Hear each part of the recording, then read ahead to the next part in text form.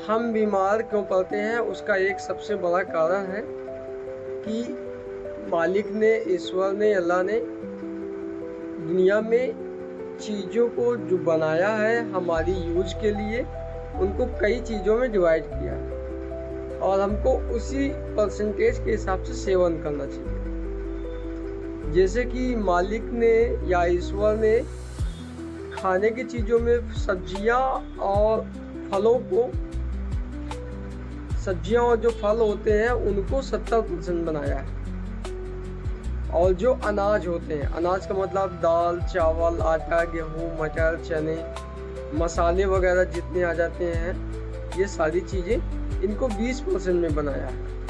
और उसके बाद डेयरी प्रोडक्ट जैसे दूध, दही, छाछ, मक्खन, उसके बाद मीट, चिकन, ये सारी चीज़ें और दूध से बनी जितनी भी चीज़ें हैं, डेयरी प्रोडक्ट सिर्फ 10% में है। मतलब पूरे अर्थ में अगर एक सर्वे किया जाता है तो 70% में सिर्फ वेजिटेबल्स एंड फ्रूट्स हैं, फल और सब्जियां हैं। 20% में अनाज है और मसाले हैं, और 10% में हमारा डेयरी प्रोडक्ट है।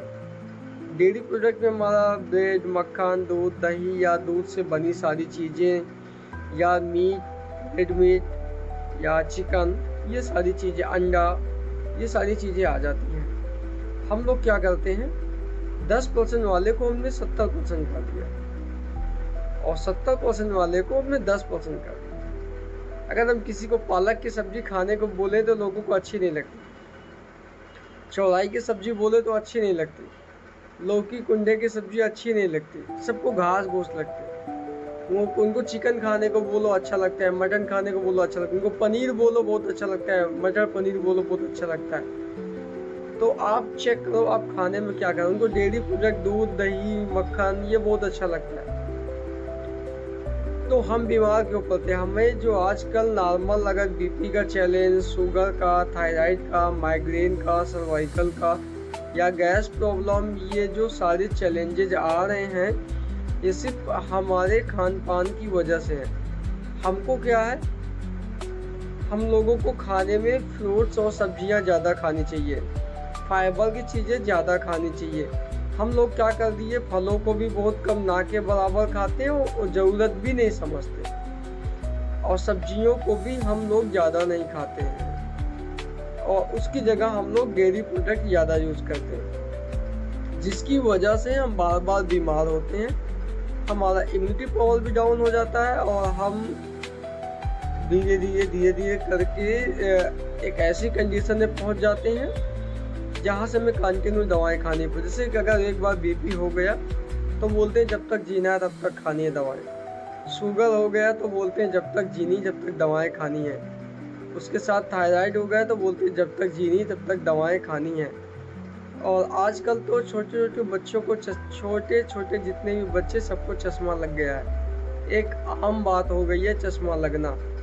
तो हमें इन चीज़ों पे ध्यान देना है, फोकस करना है कि हमें मालिक ने जिस हिसाब से बनाया है अर्थ में, उस हिसाब से हमें खाने को रूटीन में शामिल करना है। जैसे कि हम डेली रोटी खाते हैं तो हमारा लीवर क्या होता है, उस चीज़ का आदी हो जाता है।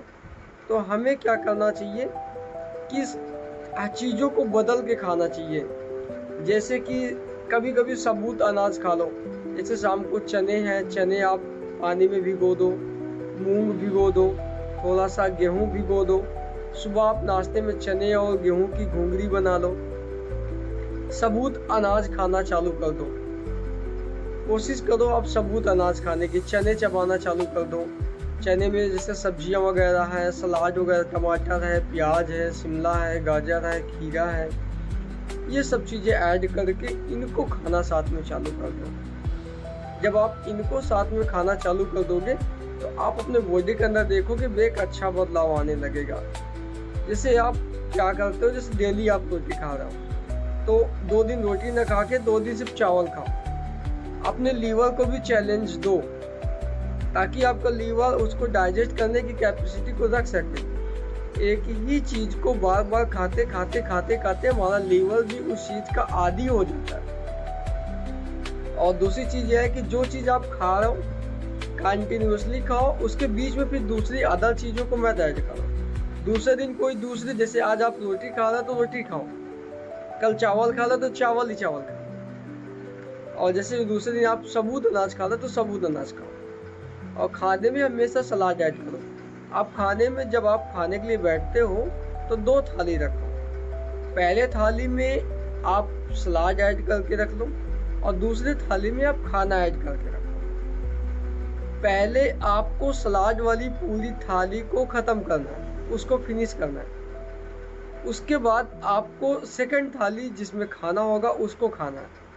आप ऐसा करके कोशिश करके देखो, धीरे धीरे करके आपकी बॉडी के अंदर एक अच्छा बदलाव आने लगेगा और आपकी दवाएं टेक आउट होने लगेगी और आप फिर से जवान महसूस करोगे, वो फिटनेस फॉर्म में आने लगेगा और आपकी बॉडी को जो न्यूट्रिशन चाहिए वो मिलने लगेगा।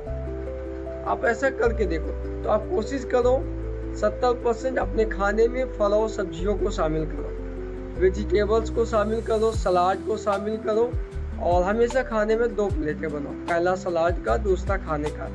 पहला आपका सलाद होना चाहिए और सलाद में आपके पास जो भी चीज़ें अवेलेबल हो आप वो खाना चालू करो, उसके बाद खाना खाओ। और दूसरी रीज़न है कि आप जो डेयरी प्रोडक्ट उनको 10% ही खाना चालू करो और आप 70% में आप जिस प्रकार से अनाज है वो खाओ। और आपके जो दाल है, दाल के साथ जितने प्रकार के मसाले हैं वो 20% में आता है, तो उनको 20% आप अपने खाने में ऐड करो। जब आप ऐसा करोगे तो आप देखोगे कि आपके बॉडी में फुल प्रोटीन मिल रहा, आपकी बॉडी में ऑयल भी ज़्यादा नहीं जा रहा, आपकी बॉडी का कोलेस्ट्रॉल नहीं बढ़ रहा, आपका ट्राइग्लिसराइड नहीं बढ़ रहा, आपको अर्थराइटिस नहीं हो रहा, अब आपका कोलेस्ट्रॉल नहीं बढ़ रहा है, अब आपकी बॉडी के अंदर जैसे कि बॉडी कहीं पेन कर रही तो पेन नहीं कर रही, उसके साथ साथ आपका ब्लड सर्कुलेशन अच्छा होने लगेगा। एक बार आप ऐसा करके देखो। जब आप ऐसा करोगे तो आप रियली आप इमेजिंग नहीं कर पाओगे कि आपकी बॉडी फिटनेस फॉर्म में जाएगी।